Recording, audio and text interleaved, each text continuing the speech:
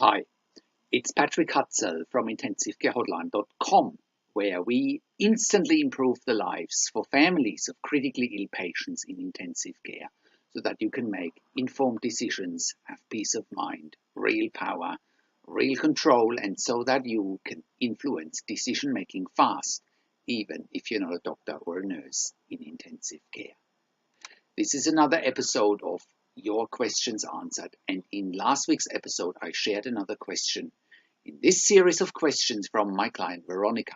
And the question last week was part 8 of my 71-year-old dad is in intensive care with stage 4 lung cancer and stroke.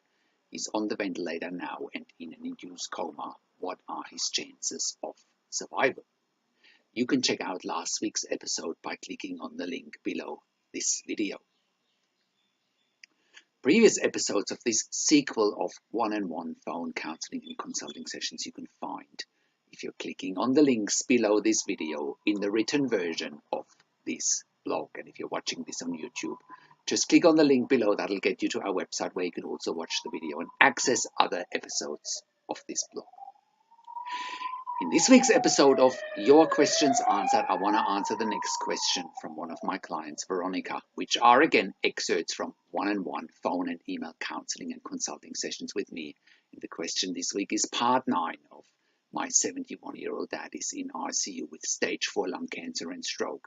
He's on the ventilator now and in an induced coma. What are his chances of survival? Whilst in the last counselling and consulting session we focused on whether a tracheostomy would be the right next thing to do for Veronica's dad, in this session we focus on the alternative to a tracheostomy if Veronica's dad can't be weaned off the ventilator and won't get a tracheostomy.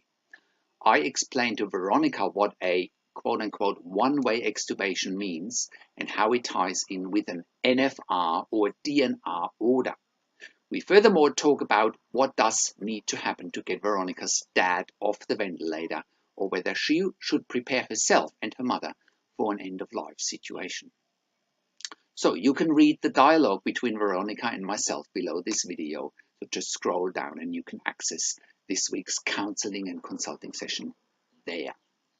So how can, and also look out for the next counseling and consulting session with Veronica. It'll come out in a few days. So, how can you become the best advocate for your critically ill loved one? How can you make informed decisions, get peace of mind, control, power, and influence quickly whilst your loved one is critically ill in intensive care?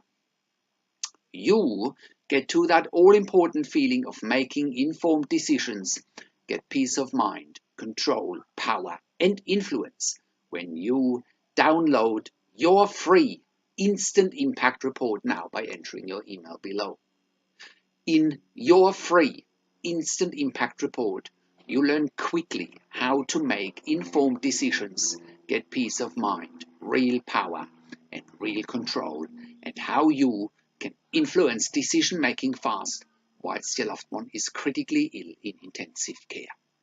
Your free instant impact report gives you in-depth insight that you must know whilst your loved one is critically ill or is even dying in intensive care. Sign up and download your free instant impact report now by entering your email below. In your free instant impact report, you learn how to speak the secret intensive care language so that the doctors and the nurses know straight away that you are an insider and that you know and understand what's really happening in intensive care.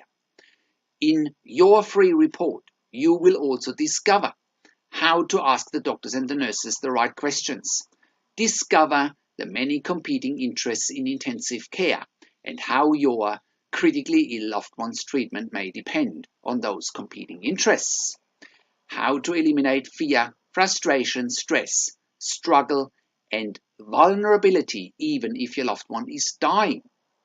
You get 5 mind-blowing tips and strategies helping you to get on the right path to making informed decisions, get peace of mind, control, power, and influence in your situation. You'll get real-world examples that you can easily adapt to your and your critically ill loved one's situation. How to stop being intimidated by the intensive care team and how you will be seen as equals. You'll get crucial behind the scenes insight so that you know and understand what is really happening in intensive care and how you need to manage doctors and nurses in intensive care, and it's not what you think.